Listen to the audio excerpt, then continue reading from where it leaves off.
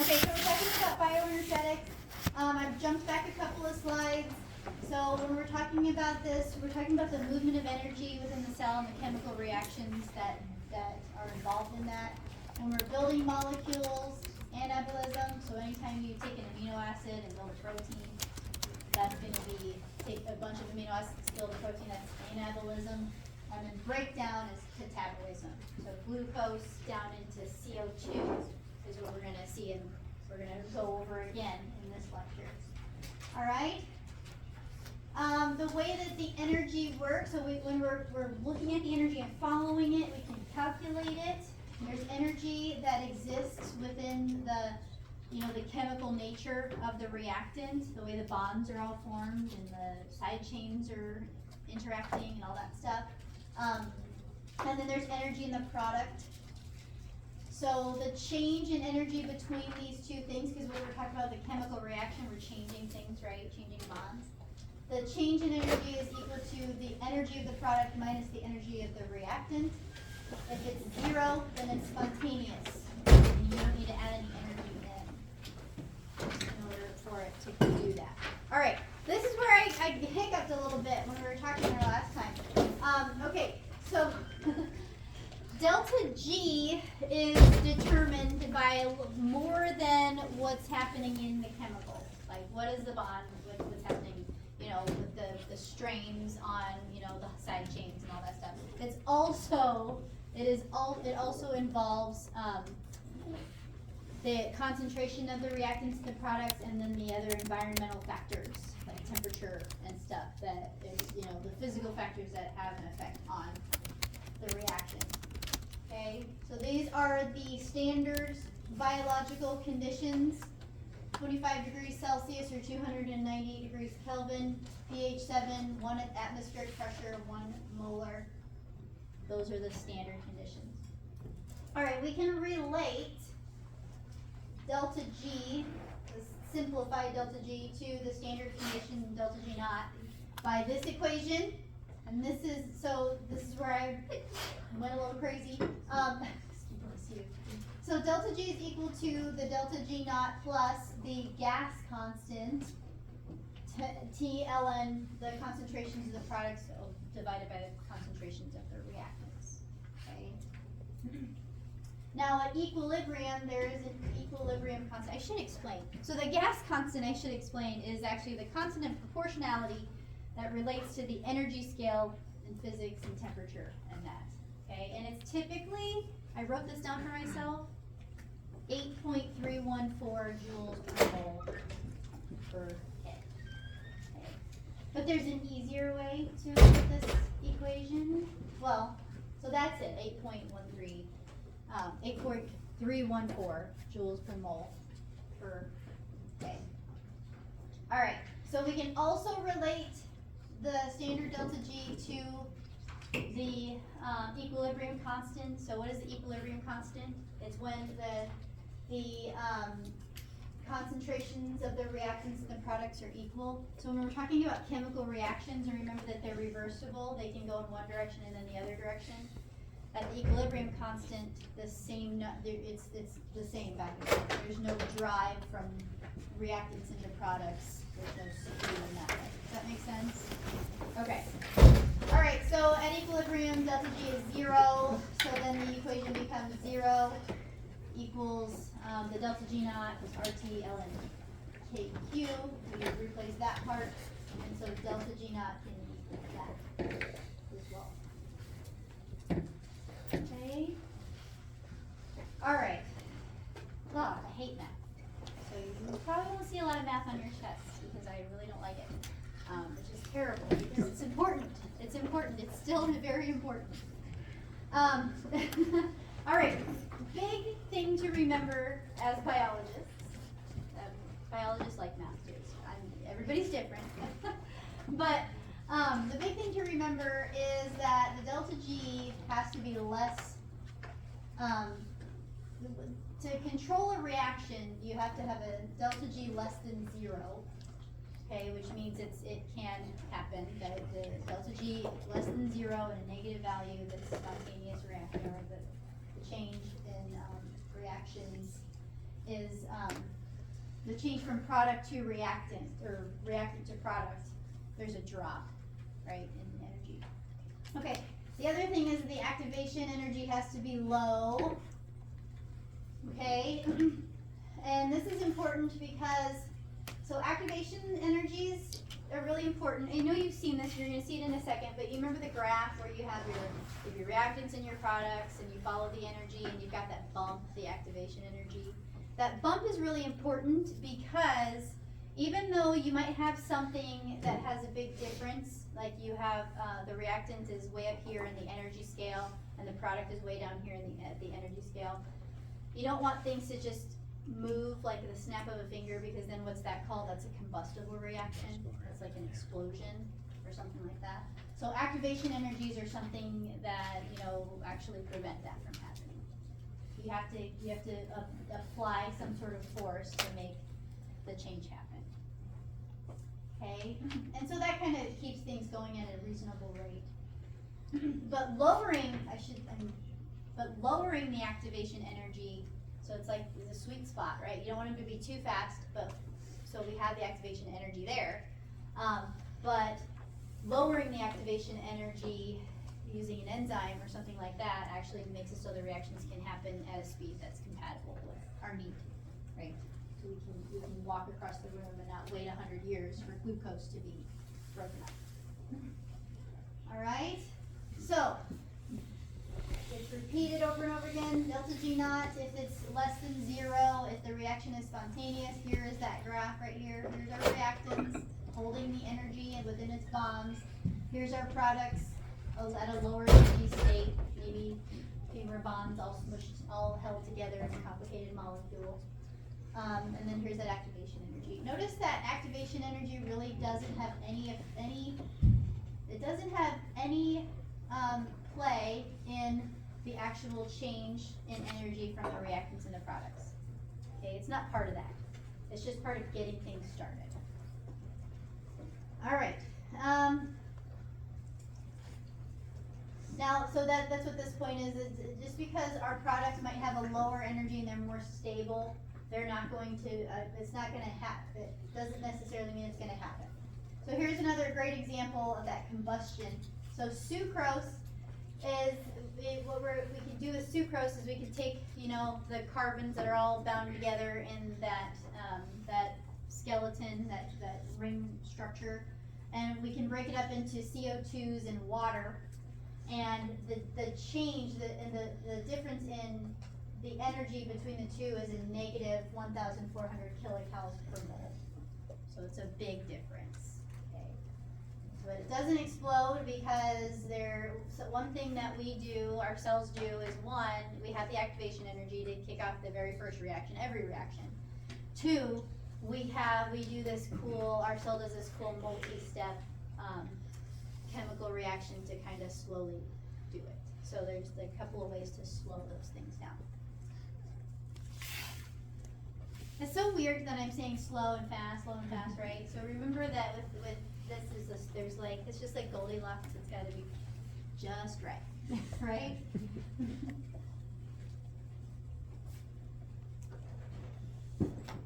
So the reactant has to attain that activated state. You know, without an enzyme around, like heat could be something that would be applied to bring it up to the activation state. Okay. So that transition state, it is that higher energy, something that can be done. So when we're thinking about like molecular biologists, we've learned about proteins and how they have that pocket, right? And that's the activation site. Something that happens a lot of times in that pocket is a side chain inserts itself somewhere. And remember what side chains are. They're chemical, they're polar, nonpolar, you know. They insert themselves in the vicinity of where there are other bonds, and they can do something where they can strain the covalent bond. So covalent bonds are often strained in those enzymes that work with them, okay? So there is this force, this driving force to rearrange the electrons. Okay, we saw our chymotrypsin and we saw how the histidine grabbed an electron, so there's this need to rearrange the electrons. things are pushed together. I always like to, in biochemistry, I always like to think about, I always ask myself, okay, what is making this uncomfortable? What is making the side chains and the bonds uncomfortable? And that's kind of how you follow the good leaving group in organic chemistry and all that stuff. Okay, don't worry about that term if you're not an organic chemist. It's okay. But just the layman's term that I like to think about is, how do we make the bonds? How do you make those electrons uncomfortable where they are? Okay, they have to find the most stable arrangement for them. All right, so when you have a nice high activation energy, that means that even if it's a spontaneous reaction, if there's a very big hill to get over before you can start the reaction, it slows things down significantly. So that's where our enzymes come in. They are typically proteins, but don't forget that RNA can actually serve as an enzyme too. There's ribozymes and other things. Their job, enzymes are catalysts, so they increase the rate of reaction without being modified. An enzyme's an enzyme if it catalyzes a chemical reaction and it's not chemically reacted itself. Okay. Or it leaves looking the same as it came in. There is no effect on, the enzyme doesn't do anything to the delta G knot. The only thing that it's affecting is that. So there's no change that it can impart on the reactant that changes how big this jump is going to be. The only jump it's changing is the activation energy. Does that make sense? It's important to realize that. Okay. So, and there's also no change in the equilibrium constant. And the enzyme the enzyme's typically going to catalyze the reaction. The reactions are reversible, okay? And their job is to bind a substrate and change it. But don't forget that enzymes can increase the rate of reaction in both directions. You do both things. But if you have, what is going to determine what direction it goes in? The concentration of whether you got reactant to products. Yeah. All right, so that's really cool if we have something that's spontaneous. We have something that is like a lot of bonds held together, and because of entropy, it seeks to be all the carbons separated from each other. That's great. But what happens when we have to build a protein? We have to actually take simplified things and put them together into a complicated thing. The delta G is typically greater than 0. So the way that the strategy our cells take is it will couple these energetically unfavorable reactions with energetically favorable reactions.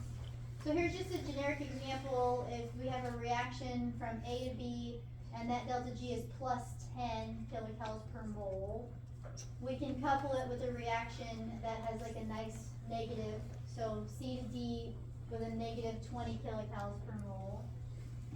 Okay, so if you have A and C on this side and B and D on this side, then the overall change in energy of those reactants and products becomes negative 10 kilocalories per mole.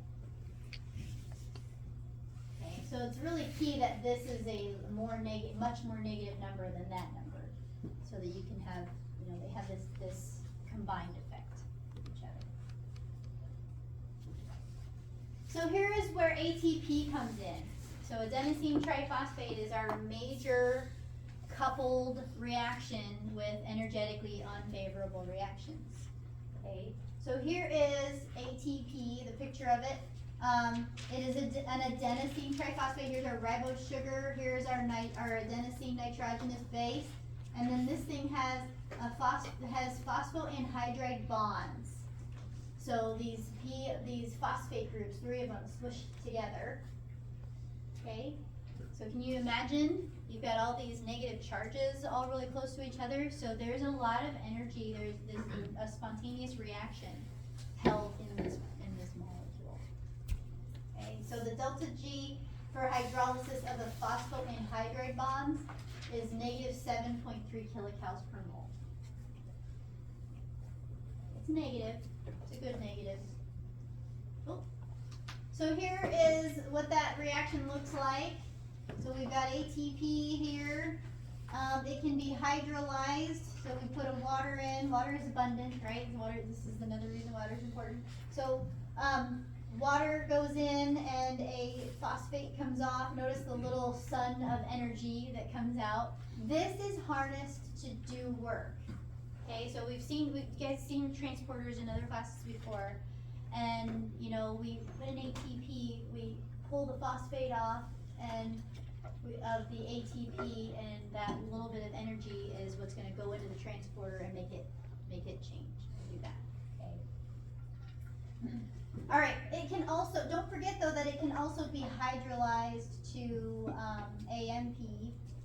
So if you have ATP, you can actually take off. So which bond do we break? You can actually break that bond, so you end up with two phosphates that are coming off. So this is inorganic phosphate. Don't forget, this is inorganic phosphate. And then this is pyrophosphate here. Okay. So we have energy released. We can have energy released in those steps. So so catabolism of glucose. Catabolism of glucose, what we're going to be talking about is glycolysis and the TCA or Krebs cycle. Okay, so the overall reaction is where you have your glucose and two oxygens, and you're going to come out with 6 individual carbons away from those bonds. So you have your 6 CO2s, and then you have 6 waters. The change from this to this is actually negative 686 kilocalories per mole. Cellular respiration and glycolysis TCA, these are really cool sets of chemical reactions where as we break these things apart, the energy that's released is harnessed. It's moved to like the electron carriers, and then these electron carriers are going to be used to basically kick off this whole process, the oxidative phosphorylation step, so that we can turn like a water wheel crank, and we can make a bunch of ATP. Okay, so just to bring it back, and just you want to have it in your head, cellular respiration is glycolysis, glucose to pyruvate. TCA cycle is the 2 pyruvates get broken down into the CO2. We're going to go through the chemical reaction here. And the big payoff out of those 2 things is electron carriers, NADH, FADH. Those things donate electrons to the electron transport chain, and those electrons like basically go through a relay being passed on to one thing to another, and we build a potential energy, and then we make a bunch of ATP. We basically fill a water reservoir and then let that water reservoir run downhill and give us what we want.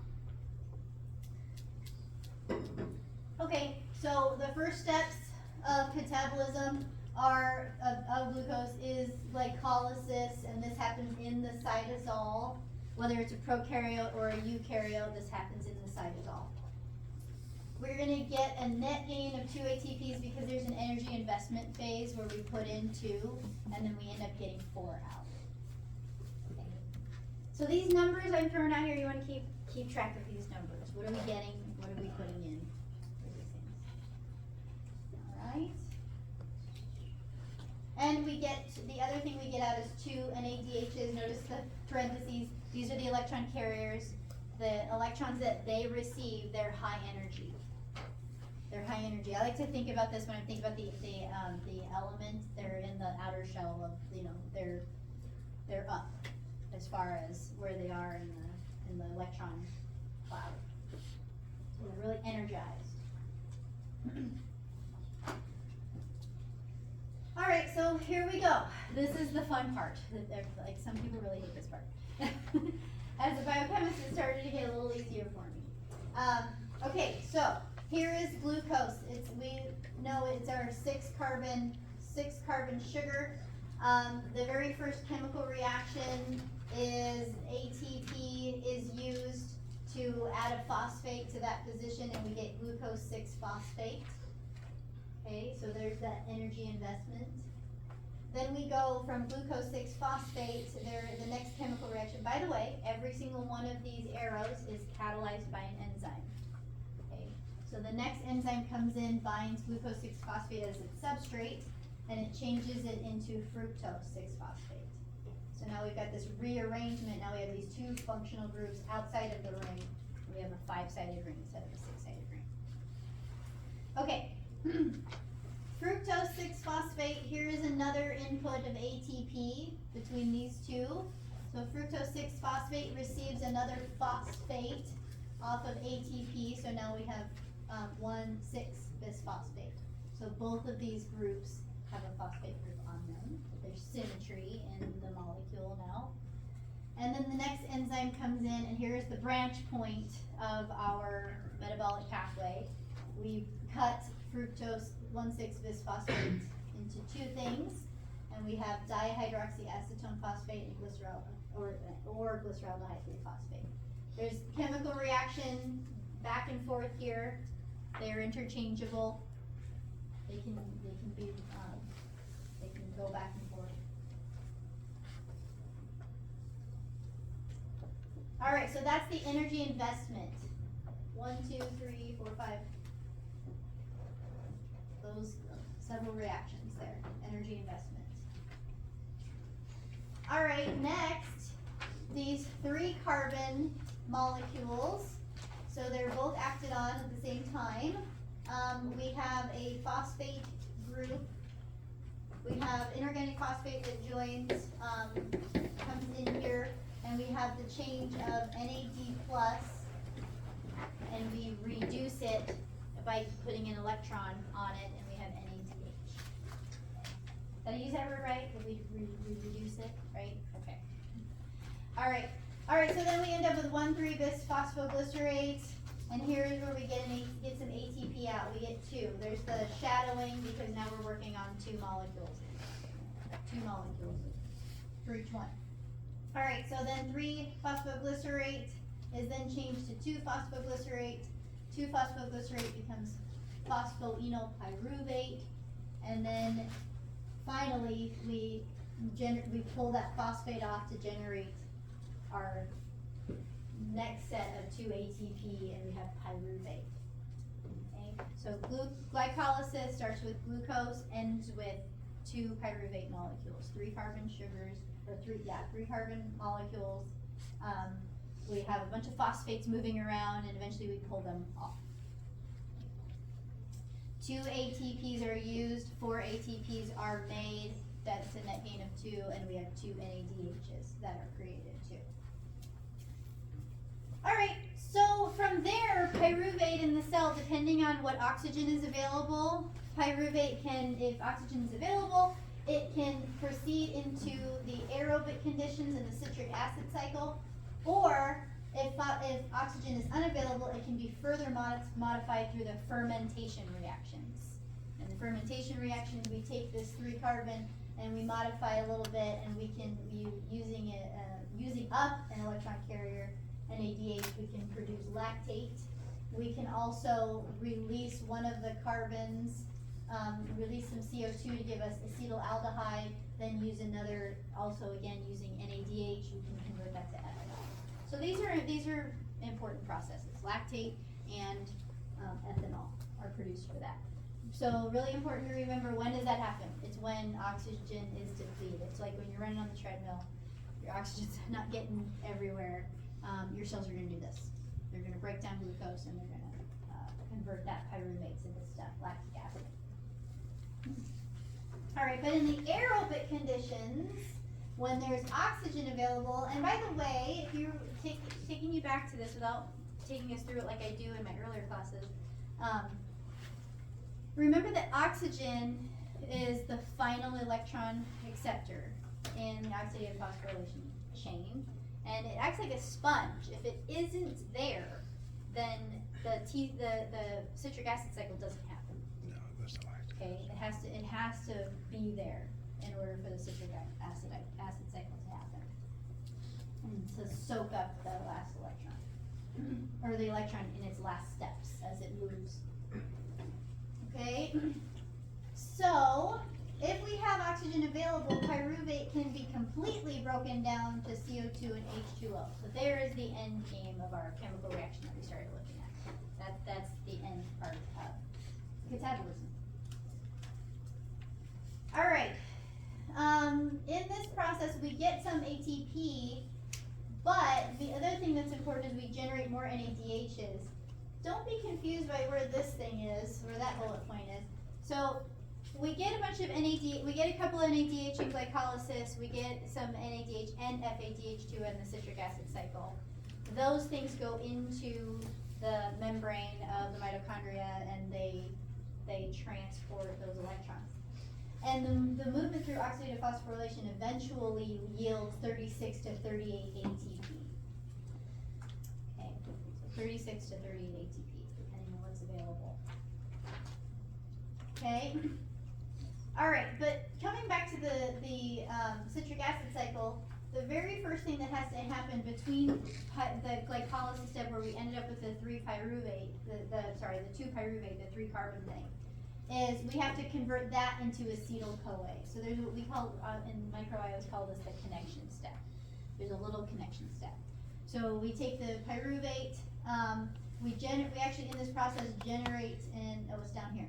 Here we have pyruvate, we have a CoA, and then we have an NAD+.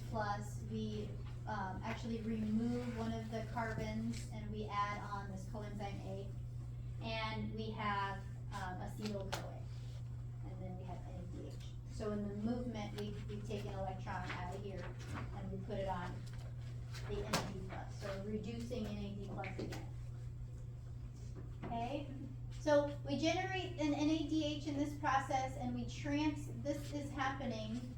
So the acetyl-CoA is, this is the pyruvate and the conversion is happening now in the mitochondria, or we're moving into the mitochondria. Okay. All right, so in the mitochondrial matrix, these are the chemical reactions that happen. Okay. If you remember from like biology 1, we play with malate and oxaloacetate, so those are some that might be kind of sticking in your brain. So we've got acetyl-CoA. First thing we do, we go through all the trouble of putting that little modification on there, and the first thing we do is it comes off. And it joins with, this is a cyclic pathway because there are a number of carbons in here that never leave. Okay, so these 2 carbons end up joining this larger molecule citrate. We have hydrolysis to I always say this wrong, aconitate, and then another hydrolysis to isocitrate. Here is a really key step of the citric acid cycle. We reduce another NAD to give us an NADH. Get alpha ketoglutarate, reduce again another NAD plus to give us NADH. Oh, I skipped over the most important part. We have 2 CO2s, right? So it's between isocitrate and alpha ketoglutarate that we release one of those. We have 2 carbons that we're started coming in here with, so we release one of those. The other one isn't fully released because it's added to the other carbon structure that it joined. So then between alpha ketoglutarate and between succinyl-CoA, we move electrons around to reduce that NAD again, and then we release that last CO2. Okay. So the reactions don't end there because we have to regenerate that, it's oxaloacetate that joins. We have to regenerate that molecule that our acetyl-CoA is going to join. So we go from succinyl-CoA to succinate. We never talked about the GTP because it's not really something that really goes on to, we do generate a GTP, which you can think about when we have our GTPase stuff, later on. But the big thing we get is between succinate and fumarate, we get another FADH2, electron carrier. All right, and then we get malate, oxaloacetate, another NADH, and then we're ready to receive another broken up sugar, another pyruvate or acetyl-CoA.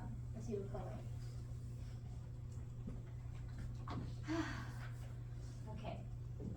Do some people like metabolism? Those chemical reactions? They can seem really overwhelming. But if you can at this level, you know, especially if you're gonna go and take biochemistry or something like that, you can start recognizing some of those structures. Like a couple that should be stuck in your brain by now are like glyceraldehyde 3-phosphate. Right, so G3Ps, pyruvate for sure. Okay, I almost would at this step be able to recognize oxaloacetate because that's the thing that joins right at the beginning. And malate. Malate just because of all the work, the fun we had with it in biology then. Kind of silly. All right.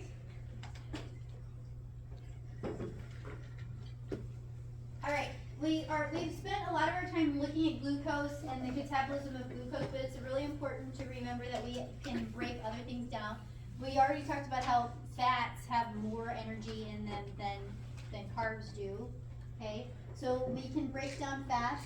These are interesting because first, we have to break, for triacylglycerols, remember that's the glycerol, that's the 3 carbons and then the fatty acid chains. We gotta get the chains off of the glycerol. That's the first thing that happens. And then, we take each fatty acid is then joined to coenzyme A to give you fatty acyl-CoA. So that little coenzyme A is an interesting little addition, modification. We're seeing it now in both things. So here we, okay, so we have our coenzyme A, and then they can be degraded stepwise. And the really important thing to remember about fatty acids, this is an interesting thing, is that the fatty acid chain is broken down 2 carbons at a time. So every 2 carbons we have a break in the stepwise fashion, and then we're releasing that energy. Okay, so let me follow the picture. I always do this, I gloss over the image. So here is here's that fatty acid, CH2, 12 of them. Okay, and then we have here is our coenzyme A. We have hydrolysis, and we end up with an OH group here in this position, so we brought in a water. And here we have the reduction of NADH, so we have movement of electrons into an electron carrier with each one, and then we remove the coenzyme A, and eventually we're down to C14 acyl. Doesn't really illustrate what I'm trying to say here though, but remember that this chain, this isn't shown here very well, but this chain, we break it 2 carbons at a time, and we release energy. So those chains can be like 18 carbons long, 16 carbons long, 12 carbons long. All right, so oxidative phosphorylation. Is it in here yet? I keep mentioning this. I can't tell the story about cellular respiration without that end part. I don't know why that's how my brain works, but oxidative phosphorylation, once again, this is where the NADHs that we got in glycolysis and and we're seeing where we're getting these from. It's more than glycolysis. It's glycolysis, the citric acid cycle. We get them when we break down fats too. Okay, those go work in the mitochondria. In this inner membrane, we have the electron transport chain, proteins and molecules. Okay, this space out here is important, and this space in here is important because we can use these defined spaces to compartmentalize and build concentration gradients of H+ proton. Okay, so all right, so the electrons are put into this chain of things, and then eventually they're transferred to O2 as the final electron acceptor. That's for aerobic respiration. There's anaerobic respiration too, and like microbes are good at, and they have like nitrate or sulfate that act as the final electron acceptor. All right, we make 34 ATP by oxidative phosphorylation. And the important thing to remember is that the production of ATP isn't because like we took the electron and we put these 2 things together. Instead, it's like we're gonna build this we're gonna fill up a water jug and we're gonna pour it through a wheel, and then as the wheel cranks, we're gonna build our product. So it's the energy of that cranking wheel that's gonna build our product. That's the thing that's really important to remember about oxidative phosphorylation. It's not we're gonna have these 2 pieces and we're gonna put them together and there's this perfect electron movement. No, it's the energy is harnessed from the movement of all this stuff that helps these things come together. So it's not perfectly 34 or 38, okay, because there's timing involved in that and stuff too. Does that make sense? That's why you gotta rank. Okay, so here is what the electron transport chain looks like. Here's the outer membrane, the mitochondria, the inner membrane of the mitochondria. And then we have a number of cytochromes, quinones, and large protein complexes. So some of them you're seeing are acting like proton pumps. Okay. So let's follow the electron. Here is our NADH. Here is where the electron is given off. As we're giving off the electron, we're taking the electron off of a hydrogen, the H plus proton is released into the solution. Okay. As this energy, the energy of the electron moves through this complex, the energy is harnessed to move the H plus protons across. And here it's shown about 4 H plus protons go through the first complex, the first transporter. All right, the electron continues moving though. It just like relays from one like side chain to another and then from one protein to another carrier. So we go to another position here in the complex, and then we move to this quinone, and then we move in here into this next transporter. And as we're moving, it's interesting. As we're moving, you got to think about the energetics of this. It's really, really high. Like if you have like a bunch of steps, it's on the top step. As it moves in here, it maybe moves to the next step. A little tiny bit of energy has been released, and that's what helps us to pump that H plus across. A little more energy is released, but a little more energy exists as it moves to this spot and this spot. And so as we move down the next step, we move some more H plus protons across. Does that make sense? And then, so we keep doing that, and we keep moving H plus protons across. Here, we actually see that we can pull some of these, so the electron can come here in this protein complex, and the movement of the energy, again, still pumps some protons across, but this is where the final resting spot is for this electron. So its most stable conformation is in H2O. We have O2 that we breathe in from the air, and our H plus protons, the extra H plus protons that are in this lumen will receive that electron and then join with the O2 to give us water. Does that make sense? You got an empty valence shell on those things, so they're ready to receive. Okay, but it only happens because it is going to bind O2 to give us water. Okay, so as we've done that, we've pumped protons, and we build a concentration gradient of a bunch of H pluses. We learned, so we talked about this in class, so we move, the concentration gradient will spontaneously move from high concentration to low concentration. So it's only like pour to get back in is through the ATP synthase. And it's neat because this complex is really intricate in that, you know, you have a number of H plus protons that like load in this base part of it right here.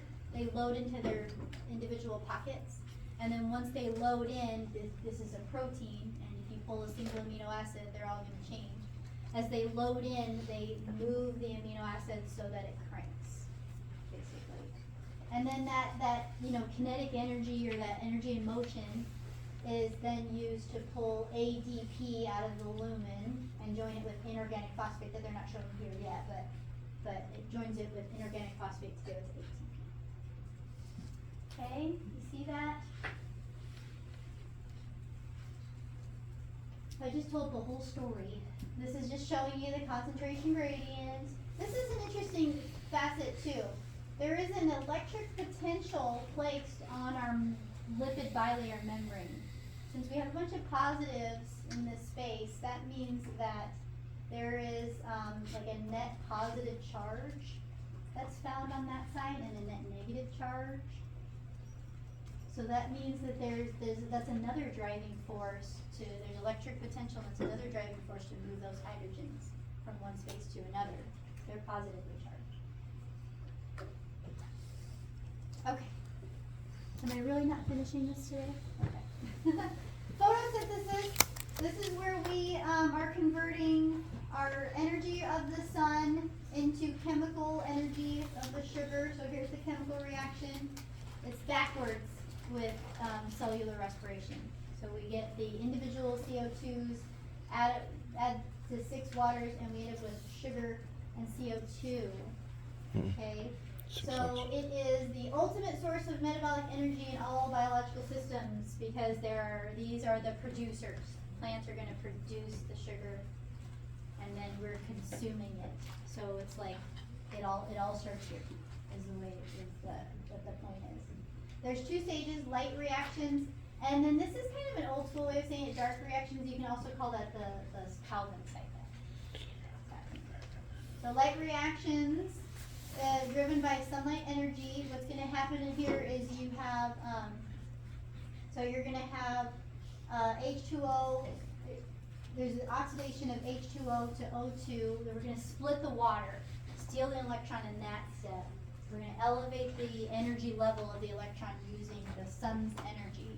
Okay, and then there's going to be a metabolism, a series of chemical reactions, and we're going to synthesize ATP. And then the electron carrier instead of NADH is NADPH for this process. Slightly different. The Calvin cycle is where we take the ATP and NADPH generated in this set of reactions, and then we actually pull CO2 from the air, and the movement of the electrons off of these, or the movement of the energy off of these high energy sources is what we're going to use to build our sugar. G3PE or something like that.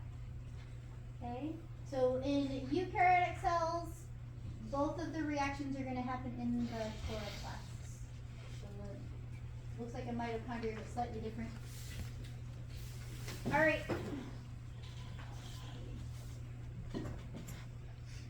So here are, this is the proteins, very similar to oxidative phosphorylation. There we have proteins embedded in the membrane. This is the thylakoid lumen. These are the thylakoids here. So that we're looking at the inside of those membrane compartments, and then there's this stroma outside of that, and then there's still even another layer, and that's the intermembrane space. So here in our thylakoid lumen, this is where we have steal the water. We hit some pigments, elevate the energy level of that electron, steal the electrons from the water. These electrons then move down an energy gradient through these things, and here's a proton transporter. Notice we're moving H plus protons from the stroma into the lumen, goes backwards, and then we move our electrons through these other protein, the PC protein complexes and the NADP reductase. We have another elevation of energy because we have more pigments in photosystem 1 that receive that energy and elevate those electrons. And then we move them into the reductase. We generate NADPH. We have a proton gradient that gets formed, and it moves through ATP synthase, and we generate ATP. All right, then here the ATP and the NADPH come into the Calvin cycle. We pull 6 CO2s, we breathe it in, right? Or we have the CO2 from we don't breathe it in, sorry, these are plants. They bring the CO2 into their leaves through their little pores and all of that from the atmosphere. They join with 12 molecules of that, and then we go through these chemical reactions where we're going to pull the energy, pull the electron carriers, and eventually we're going to get glyceraldehyde 3-phosphate, and we can have an additional chemical reactions to turn that into glucose. So anabolism is building something, okay? So we just saw how to break down sugar. Let's talk about how we can build sugar. So every reaction is reversible, right? You probably never thought about this, but the energy of the breakdown of these molecules, the catabolism, the energy that we're producing, those ATPs, those are then used to actually go through the anabolic reactions. Gluconeogenesis is the formation of glucose. Okay, so you can take lactate and convert it to pyruvate. That was the end game of the end molecule of glycolysis. And then you can reverse those reactions and get back to glucose. Okay. Amino acids can also be broken down from proteins to give us an organic structure like pyruvate to be driven up to glucose. And glycerol. It's what is glycerol? A 3-carbon molecule. So we can drive that through too. Alright, so really quick through this. So pyruvate, here is the energy. See, notice all the energy that's invested. So we have pyruvate, we take energy, we can convert it to oxaloacetate, phosphoenolpyruvate, 2-phosphoglycerate. Jump back down to here, 2-phosphoglycerate, 3-phosphoglycerate. Here is energy input. Here is taking an electron, so oxidizing an electron carrier. Okay, so it's just a matter of moving the energy. And which way are you moving the energy? Does that make sense? A little bit? Okay. All right, so then we take G3P and we can go all the way up to glucose. All right, we will come back and talk, we'll talk about the last 2 slides. Now that we have the picture of glucose breaking down and being built.